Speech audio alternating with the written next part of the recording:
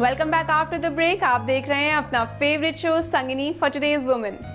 दोस्तों, समर्स की डाइट काफ़ी डिफरेंट होती है और किस तरीके से अपनी डाइट में आपको फुलफिल करना चाहिए विटामिन्स को, ये हम डिस्कस कर रहे हैं हमारी diet expert doctor Surabhi Jain के साथ। So welcome to the show Surabhi ji. Thank you. Surabhi ji, सबसे पहले मैं आपसे ये जानना चाहूँगी कि समर्स में डाइट थोड़ी चेंज हो जाती है और उसके कारण लगता है कि विटामिन्स की जो इनटेक है वो कम हो गया है। तो बताइए किस तरीके के विटामिन ज़रूरी होते हैं एक हेल्दी डाइट के लिए? देखिए, जब गर्मियाँ स्टार्ट होती है तो सबसे पहला प्रॉब्लम ये होता है कि कई बार डिहाइड्रेशन होता है, हमारा पानी का जो इंटेक होता है वो उतना नहीं होता है। तो देखिए, जब पानी का इंटेक उतना नहीं होगा तो आपका जो डाइजेस्टिव सिस्टम है वो प्रॉपर तरीके से वर्क नहीं करता। कुछ एनवायरमेंटल कंडीशंस भी ऐसी होती है जो कि आपको डिहाइड्रेशन की तरफ लेके जाती है। फिर आपके खाने का इंटेक कम हो जाता है। खाने का इंटेक कम हो जाने की वजह से आप एक न्यूट्रिशियस मील जो होती है वो आप नहीं ले पाते हो। तो एक तरीके से ये वाइसियस साइकिल है। आपको गर्मी लगी, आप हल्के फुल्के डिहाइड्रेटेड हुए, आपने खाना प्रॉपर तरीके से नहीं खाया और फिर आपको वीकनेस बनी रही क्योंकि आपने जो रिक्वायर्ड न्यूट्रिएंट्स हैं, स्पेशली जो आपके विटामिन्स हैं, उसका इंटेक आपका पूरा नहीं रहा। देखिए, अगर हम विटामिन्स की बात करते हैं तो बहुत नेचुरल सी बात है, जितने भी विटामिन्स हैं, बहुत से विटामिन एंटीऑक्सीडेंट्स भी होते हैं और हमारी बॉडी की नॉर्मल फंक्शनिंग के लिए बहुत ज़्यादा ज़रूरी हैं।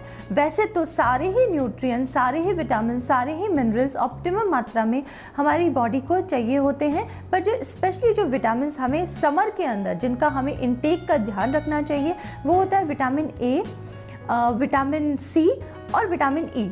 ये तीनों विटामिन, बाकी सारे विटामिन्स का भी इंटेक हमें ऑप्टिमम रखना चाहिए, पर इन तीनों विटामिन्स की नीड हमें समर में बहुत ज़्यादा हो जाती है। सुरभि जी, इसी के साथ साथ ये भी बताइए कि विटामिन ए, सी और ई के क्या बेनिफिट्स होते हैं हमारी बॉडी के लिए? देखिए, इस मौसम में कई बार देखा गया है कि डिहाइड्रेशन की वजह से आपकी स्किन की जो हेल्थ है वो थोड़ी सी कॉम्प्रोमाइज़ हो सकती है, स्किन ड्राई हो सकती है, कई तरह के बैक्टीरियल एंड वायरल इन्फेक्शंस आपकी स्किन में हो सकते हैं।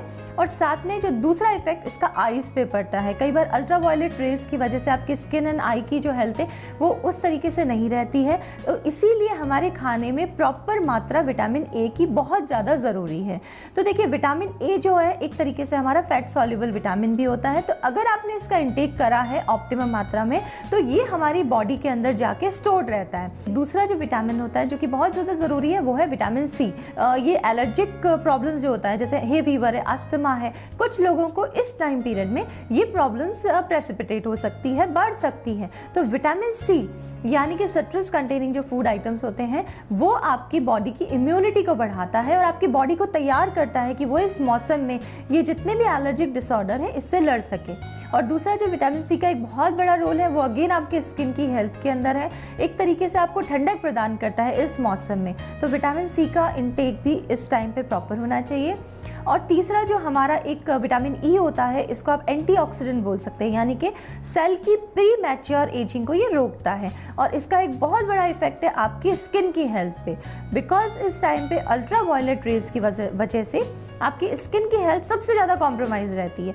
तो विटामिन ई का इंटेक भी है वो आपको प्रॉपर होना चाहिए। अगर आप स्पेशली ये 3 विटामिन्स का इंटेक आपकी डाइट में ऑप्टिमम है तो काफ़ी हद तक आप समर्स की प्रॉब्लम के साथ लड़ सकते हैं। सुरभि जी, ये तो आपने बताया एडवांटेजेस इन सब विटामिन्स के। अब ये भी बताइए कि इन विटामिन्स के सोर्सेज क्या हैं, हम इन्हें किस तरीके से अपनी डाइट में इंक्लूड कर सकते हैं?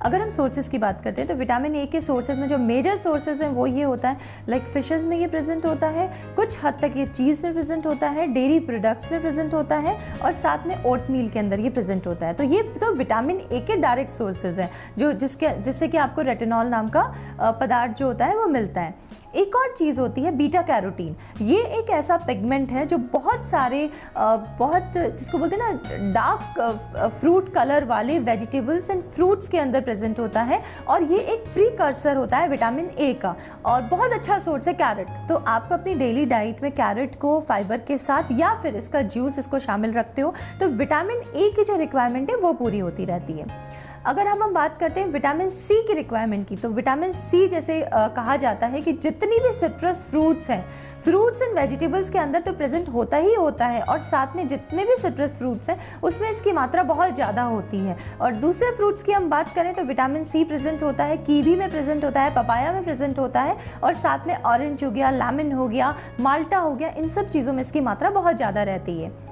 एक बात मैं स्पेशल मेंशन करना चाहूँगी विटामिन सी के बारे में, ये वाटर सॉल्युबल विटामिन है, यानी कि ये हमारी बॉडी में स्टोर्ड नहीं रहता है। आपका डेली इंटेक जो है विटामिन सी का वो ऑप्टिमम होना चाहिए। उससे क्या होगा कि आपने जो डेली इंटेक लिया वो उसी वक्त बॉडी में एब्जॉर्ब होगा और बॉडी के पास कैपेसिटी नहीं होती है कि इसका स्टोर को कर सके। तो इसीलिए बहुत इंपॉर्टेंट है कि डेली जो आपका खाना है वो विटामिन सी के इंटेक के अंदर भरपूर हो।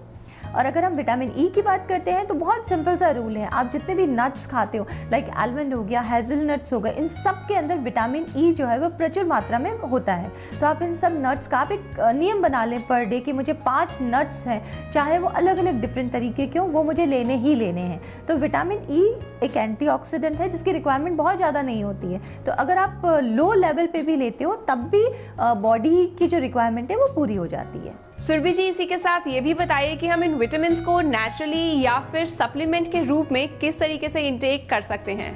देखिए, अगर हम सप्लीमेंट्स की बात करते हैं तो चाहे कोई भी चीज़ हो, अगर आप उसको फूड के थ्रू ले सकते हो, मैं सिर्फ विटामिन्स की बात नहीं कर रही हूँ, कोई भी न्यूट्रिएंट है जैसे प्रोटीन हो गया, कार्बोहाइड्रेट हो गया, मल्टीविटामिन्स हो गए या मिनरल्स हो गया, अगर आप उसको फूड के थ्रू ले सकते हैं तो आपको उसके सप्लीमेंट्स हमेशा अवॉइड करने चाहिए।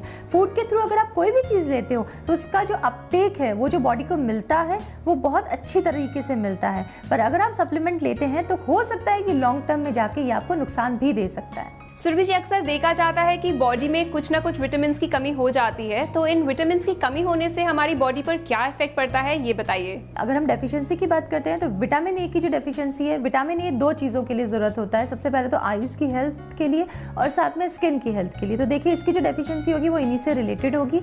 नाइट ब्लाइंडनेस यानी कि थोड़ा कम दिखाई देना रात के टाइम, ये एक बहुत ही प्रोनाउंस सा फीचर होता है विटामिन ए डेफिशिएंसी का। और साथ में आपकी स्किन की ड्राइनेस हो गया, फ्लेक्स हो गया, ये भी देखा गया है विटामिन ए की डेफिशिएंसी के अंदर। अगर हम विटामिन सी की डेफिशिएंसी की बात करते हैं तो एक डिजीज़ होती है स्कर्वी करके, यानी कि स्किन आपकी थोड़ी सी थिकन हो जाती है, बहुत से अल्सर्स की प्रॉब्लम हो सकती है, ये भी आपकी स्किन की हेल्थ को इफेक्ट करता है। तो वो सारी दिक्कतें इसके साथ हो सकती हैं। तो मेजरली ये विटामिन जो हैं ये हमारी स्किन हेल्थ के लिए रिलेटेड हैं, तो स्किन रिलेटेड प्रॉब्लम्स आपको हो सकती है। सुरभि जी, आज आप हमारे शो पर आए और आपने हमारे दर्शकों के साथ इतनी इंपॉर्टेंट जानकारी शेयर करी समर्स और विटामिन के बारे में। Thank you so much for coming on the show. Thank you. दोस्तों, अगर आपके भी है कोई सवाल या अगर आप भी